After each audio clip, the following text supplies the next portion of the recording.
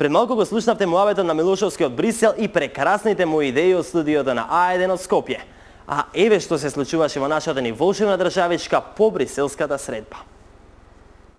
Мило ни е што не е посочена не само мнозинството, туку и опозицијата, за тоа дека заеднички треба да работиме на политичкиот диалог и заеднички треба да ги испорачаме резултатите кои што Европската комисија ги бара од нас.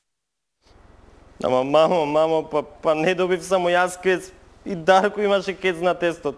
Зошто само мене ми викаш, и не му развикај му се. Да, почитувани гледачи, така ја сваѓаат работата нашите ни политичари. Се додека за грешките и назадувањата не се виновни само тие, е окей. Море како окей, супер си е. А најсупер и најпрекрасно му е на нашиот ни премиер. Нему се му е розево. Очигледно е дека вчера од Брисел Република Македонија доби многу позитивни критики, многу позитивни мислења и помалку позитивни работи, така што преовладуваат позитивните коментари и позитивните оценки за сработеното и нешто помалку има што е помалку позитивно. Добра смисла за хумор има премиера. Тен добро го кажава, секоја чест. Ај добро да си се насмееш на своја сметка, бе, мислам. Што? Не се зеза? Сериозен е премиеров, а? Епа што е тоа што е толку позитивно и нешто што има што е помалку позитивно па за да биде толку среќен премиеров?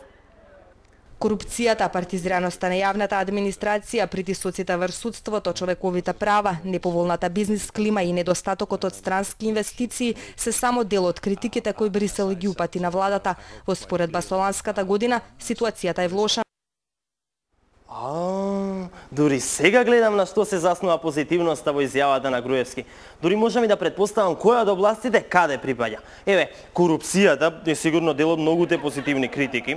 Партизираноста на јавната администрација ќе ја сместиме кај позитивните мислења, притисоците врз судството во тие помалку позитивните, кршењето на човековите права во позитивните коментари кои преовладуваат, неповолната бизнис клима во позитивните оценки за сработеното, а недостигот од странски инвестиции во тоа нешто помалку што е помалку позитивно. Во тој дух ние сме охрабрени, го гледаме ова како валоризација на нашиот труд до сега и трудот на сите кои што беа вклучени во досегашните реформи и модернизација. Мене ме радува оценката што вчера ја добивме од Брисел и тоа е на некој начин негација на она што опозицијата цело време го тврдеше.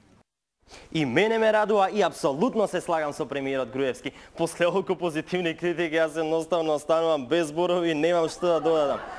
Впрочем, од толку позитивност и малку помалку позитивност, јас сум приморан да ја завршам емисијата и да одам да го прославам овај неверојатен позитивен успех што нашата држава го постигна на полето на евроинтеграциите. Чао од мене, имајте позитивен празник и помалку позитивни моменти на пијанство.